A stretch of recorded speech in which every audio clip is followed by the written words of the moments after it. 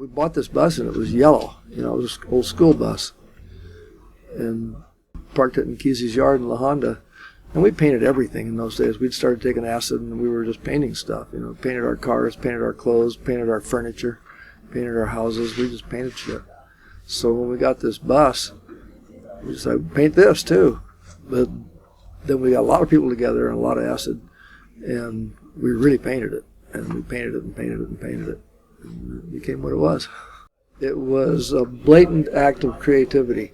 And I think that one of the things that makes us human is as much as hunger to eat, that we have this programmed desire to be creative. The Bible talks about it. You know, God the Creator created us in His image, which is the image of the Creator. So we are created to be creators, if you believe that stuff. I don't know if I do or not. But nonetheless, I know that we seem to all have the urge to do something creative. And the more you do it, I think the more rewarding your life is. And that's kind of... We didn't set out to start a movement or, you know, be famous or anything. We thought we might, if we made a movie, we might make some money. And it might be fun, but we didn't really have in mind, let's start a movement or something. You know, it kind of just happened. Ken always did what we were doing. You know, he was our leader. He was our creative leader. You know, everybody had their own creativity, but Ken was our creative leader. He always had the grand ideas, the grand schemes of stuff that we did. He was more different things than just about anybody. Essentially, he was extremely high energy, not just physical, but psychic energy. He was very psychic. He was telepathic. He was misunderstood. A lot of people thought he was just this thrill-seeking beatnik hipster that, you know, was a character in the Kerouac books and stuff like that. But he was a lot deeper than that. He was really serious about his karma when nobody even knew what karma was. I credit Kesey for introducing the concept of karma to the hippie generation and to our whole society. Now everybody knows what karma is. And in 1962, nobody did. Yeah, you guys outside of a few Buddhists, you know, or Hindus or whoever it was that used that term, probably a Hindu term. But Cassady talked about that along with everything else all the time. And he literally talked about everything all the time without stopping much. And I was fortunate enough, I spent most of his last year with him. A lot of times just the two of us are in a very small company, and you know, we were outside the United States. We were in Mexico for several months and living quietly in a cottage on the beach, and saw a whole different side of Neal from what a lot of people did. I make out a school bus, glowing orange, green, magenta, lavender, chlorine blue, every fluorescent pastel imaginable in thousands of designs, both large and small, like a cross between Fergus Leger and Dr. Strange, roaring together and vibrating off each other as if somebody had given Hieronymus Bosch 50 buckets of Dayglow paint and a 1939 International Harvester school bus and told him to go to it. Cassady, Neal Cassady. Cassady pulls the bus off the main road and starts driving up a little mountain road to see where she goes. They keep climbing and twisting up into nowhere. Well, actually not quite nowhere. It was about 25 miles from into nowhere. And besides, I know where. It turns out, there, that's us. We're out of gas.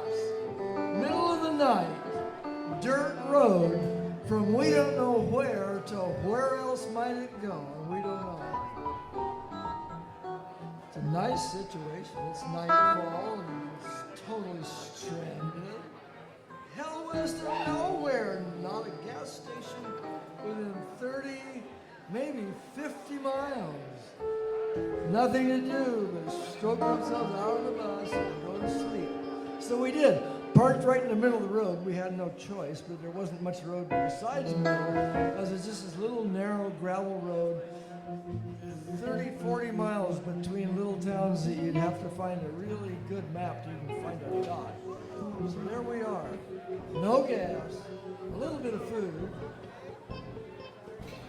probably a lot of drugs, in the middle of the night. Like the man says, nothing to do but go to sleep.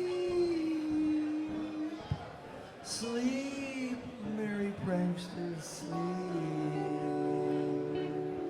The pranksters never talked Dawn! about synchronicity by name. We all wake up to consider fetching, They were more hauling, and more grinding attuned up to the big principle. load. Over the crest comes a Chevron gasoline tanker.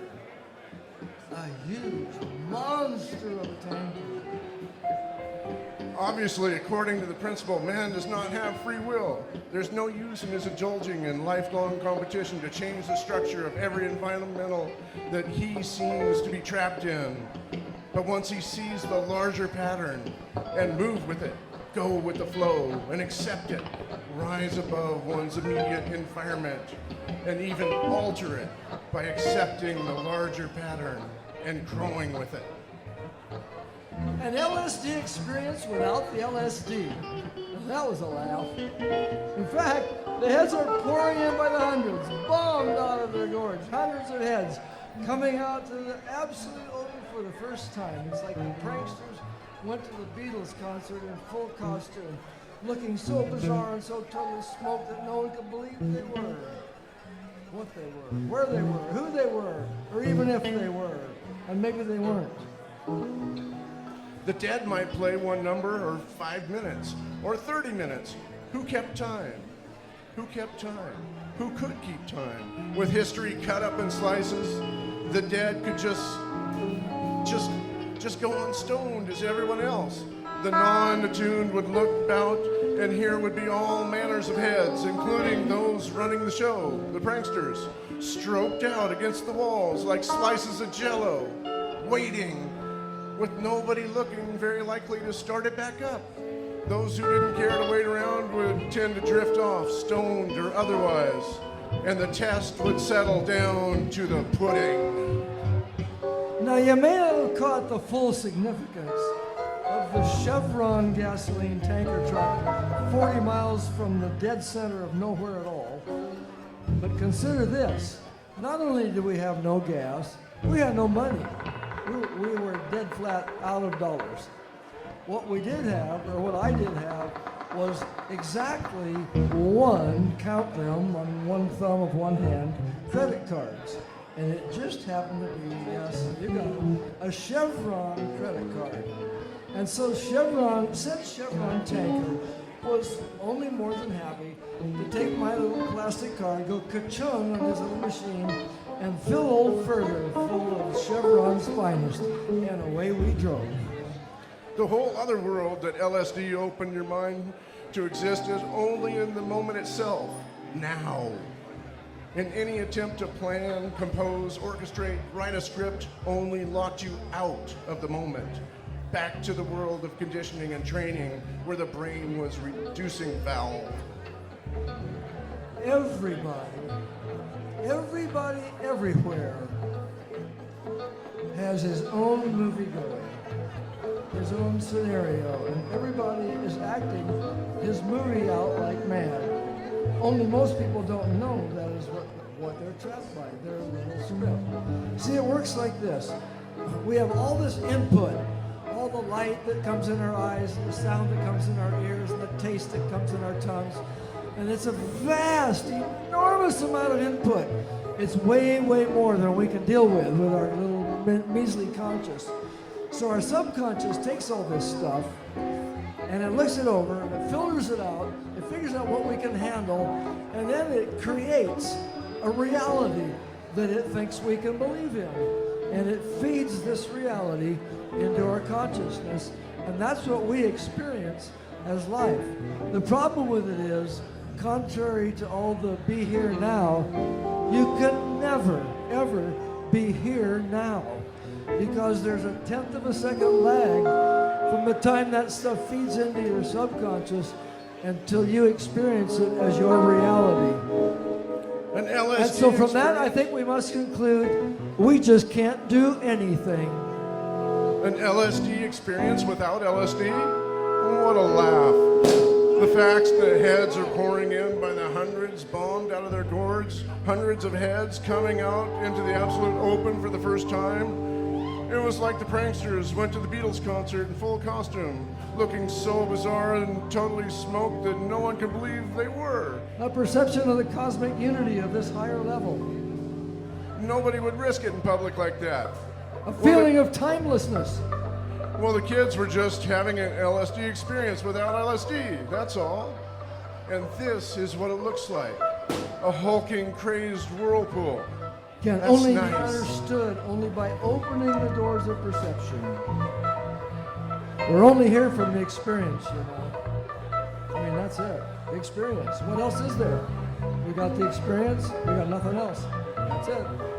That's why we're here. It's either make this thing permanent inside of you forever or just cling draggled up into the conning tower every time for one short glimpse of the horizon. The world was simply and sheerly divided into the aware. Roll And up the to the great magical mass mystery tour. of the Step unaware. right this way. A bowl of oatmeal tried to stare me down and won. Incense and peppermint, the Blossomed color of forth time. From out of the polyglot. People who really had a lot. Sufficient, breathless, on the streets where we live. Suddenly they found each other. Just me and the pygmy pony over the dental floss brush. A glorious place.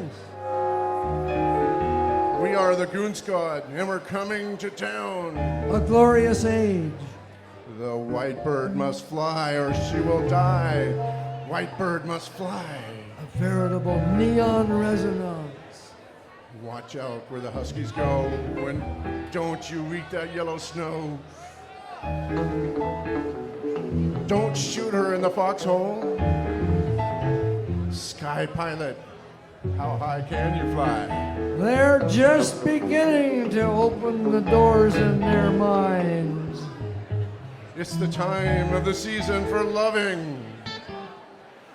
She rides an astral moonbeam sparkling in the night. Everything in everybody's life is significant, and nothing is significant. There must be some kind of way out of here, said the Joker to the thief. 8 miles high, and when you touch down,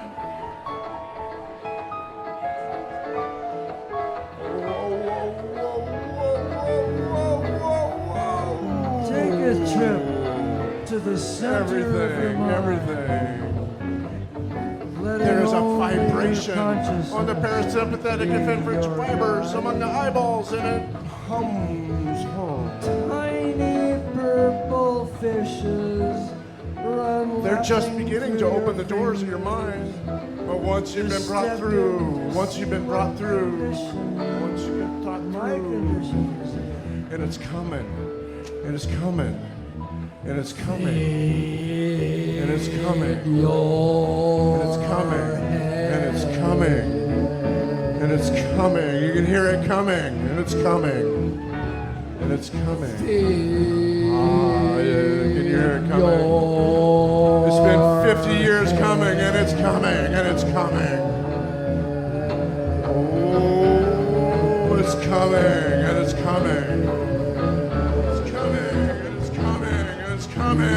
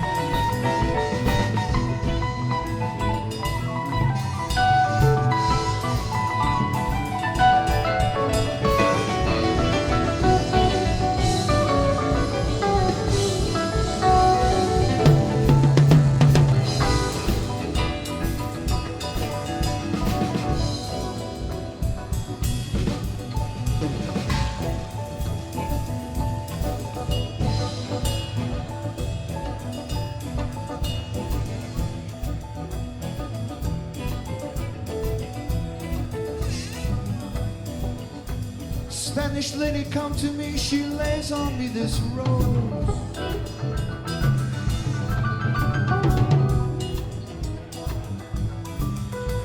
His rainbow spiral round and round and tremble and explode.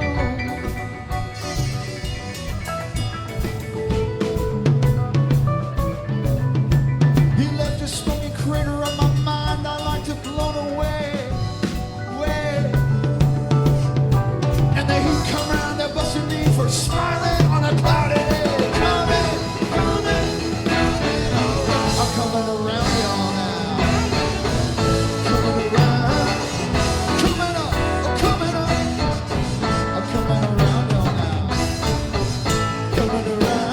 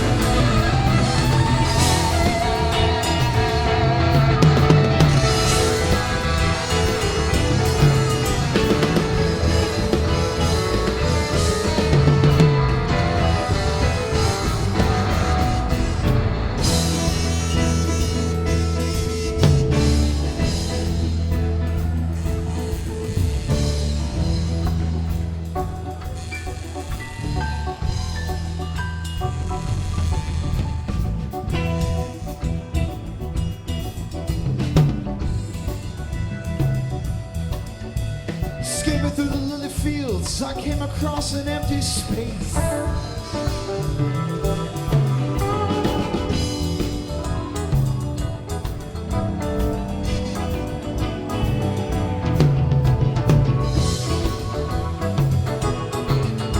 It rainbowed and exploded, left a bus stop in its place.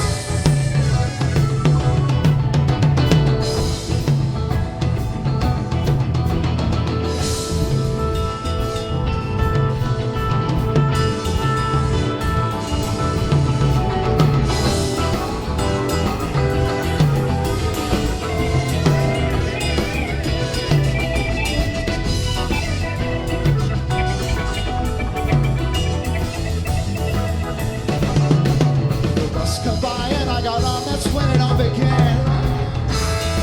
Yeah. There was cowboy Neal at the wheel, the bus to never ever land. Coming, coming, coming around y'all now.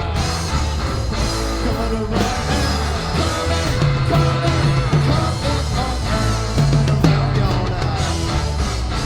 In the circle.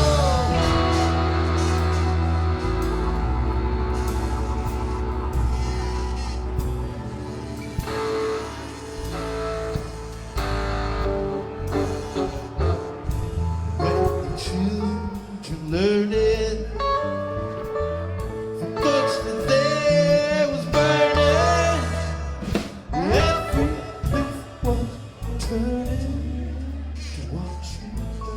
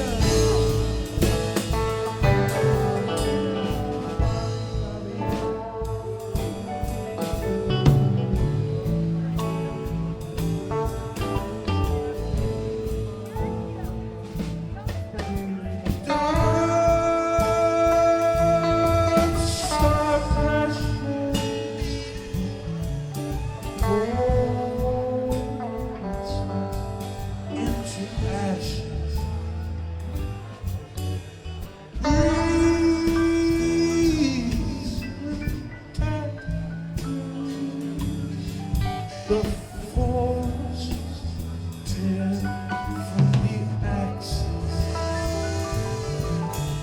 Surge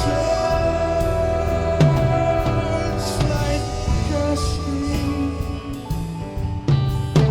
Forces close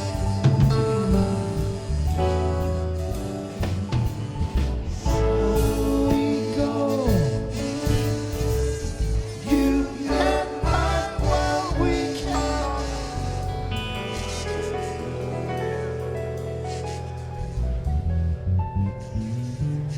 Through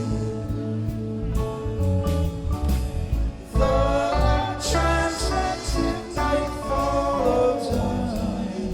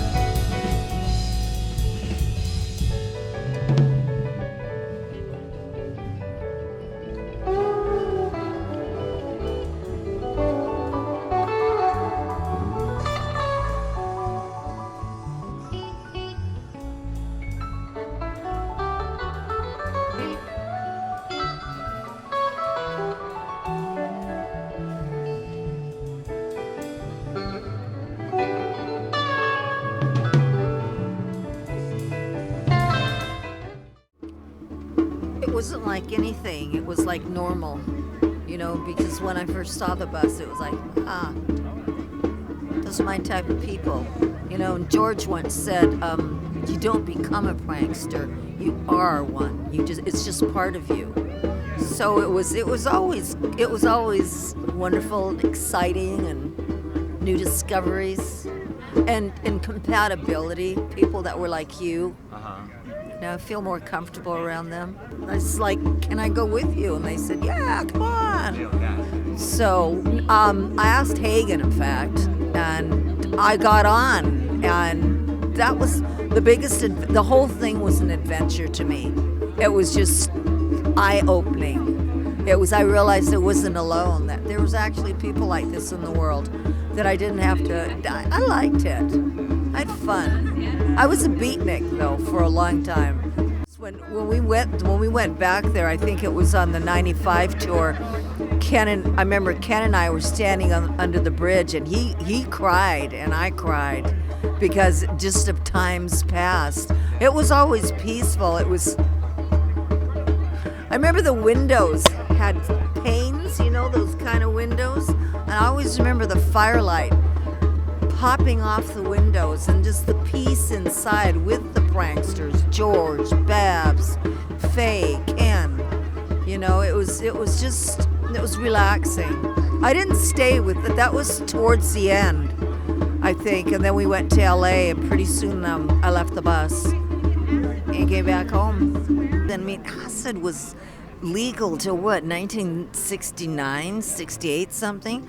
And then all of a sudden everybody went nuts because we were all of a sudden in the limelight. There was hippies, green hippies, do this, go back to the land, save the world.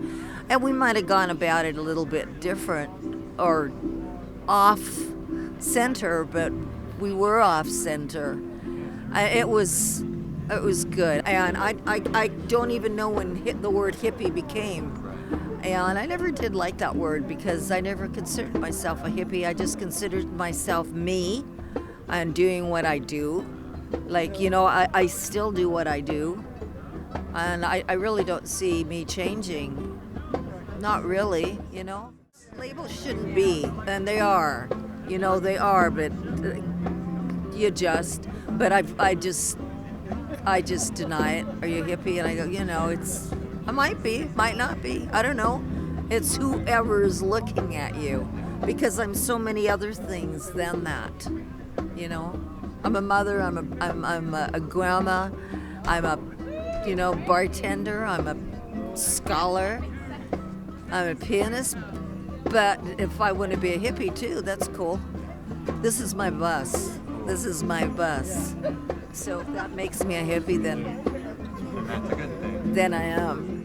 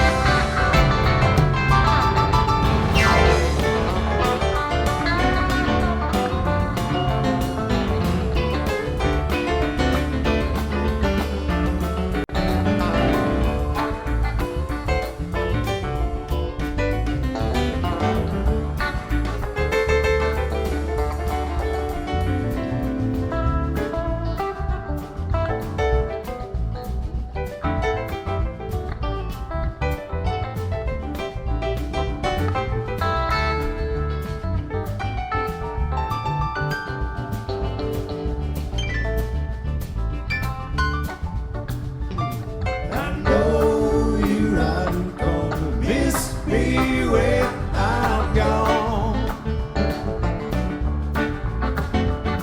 I know you aren't gonna miss me when I'm gone.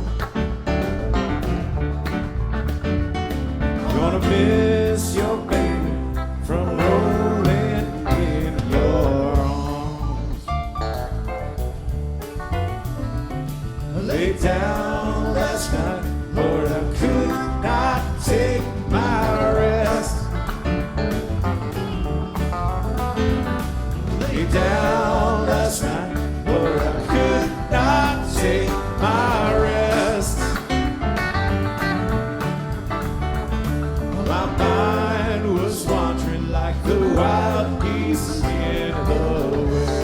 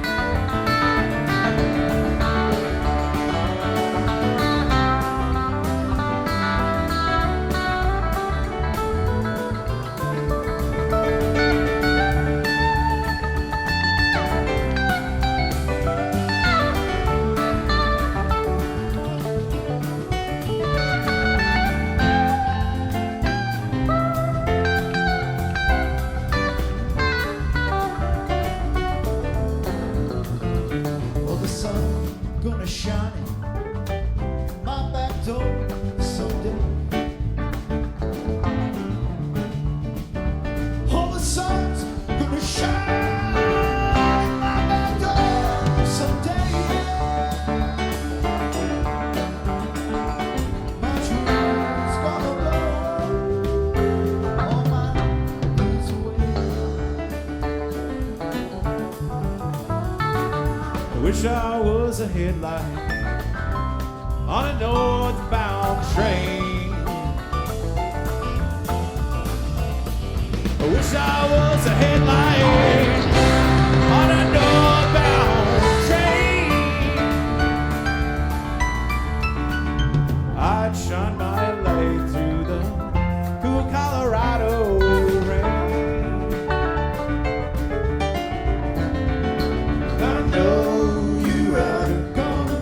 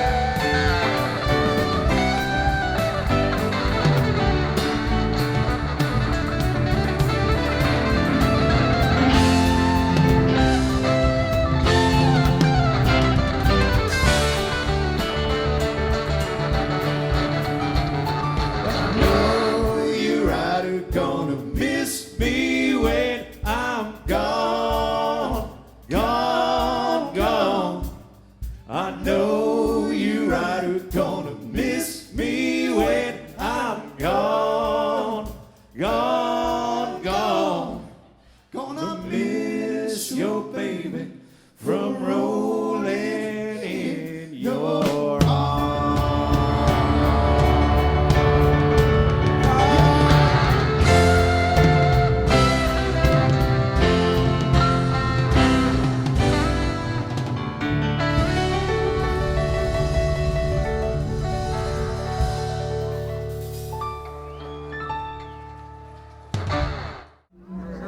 Well, Dad always liked anything fun, anything that takes a bunch of people that are just sitting around on the couch doing the normal thing and doing something that you might remember 5 years from now. And to him, that was the key, whether or not he was at, your basic family reunion or Thanksgiving or Christmas, is he'd let everybody sit and do their normal family things. But then you got to go out and, do some cow tipping or something that, go out on a snipe hunt, do something different, play some volleyball, start a game of balloon tennis, anything. It's about fun. It's about, that you can put your bells on and go out and do something that's different, do something that you enjoy and you think the world's going to enjoy. A good sign of when you're hitting it is when you know you can make the cops smile too. If you can make the cops smile, you're doing something dynamite.